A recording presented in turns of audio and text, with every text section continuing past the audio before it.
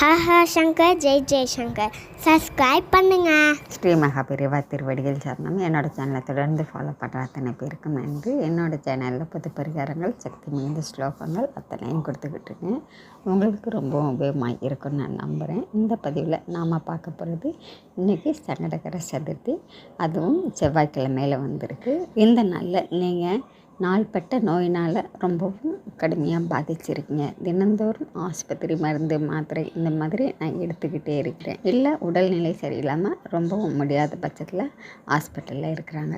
இந்த மாதிரி எந்த விதமான நோய்களோட தாக்கத்தில் நீங்கள் இருந்தாலும் நீங்கள் இந்த சங்கடகர சதுர்த்தி செவ்வாய்க்கிழமையில் வரும் பொழுது நீங்கள் உங்கள் வீட்டுக்கு பக்கத்தில் இருக்கக்கூடிய விநாயகர் ஆலயத்துக்கு போய் அருகம்புல் மாலை வாங்கி சாத்திட்டு தேங்காய் எண்ணெயால் விளக்கேற்றி வச்சுட்டு, இந்த பதிவில் நான் கொடுத்துருக்கக்கூடிய நோய்களை தீர்க்கக்கூடிய அகத்திய மாமுனிவர் சொன்ன நோய்களை தீர்க்கக்கூடிய விநாயக மந்திரம் இந்த பதிவில் நான் கொடுத்துருக்கேங்க. அந்த மந்திரத்தை அங்கே கோயிலே உட்காந்து நீங்கள் மனமுருக விநாயக பகவானை வேண்டி இந்த மந்திரத்தை சொல்லுங்கள். உடல்நிலை சரியில்லாதவங்க கோயிலுக்கு போக முடியலை அப்படின்னாக்கா வீட்டிலேயே இருந்து கூட சொல்லலாங்க. இந்த மந்திரத்தை 2754 இந்த கணக்கில் உங்கள் வீட்டில் இருக்கக்கூடிய விநாயகர் படத்துக்கு முன்னாடி ஒரு விளக்கேற்றி வச்சுட்டு இந்த மந்திரத்தை சொல்லுங்கள். உடல்நிலை சரியில்லாதவங்களால சொல்ல முடியல, செய்ய முடியலை அப்படின்னாக்கா அவங்களுக்காக நீங்கள் இந்த மந்திரத்தை சொல்லி வேண்டிக்கலாங்க.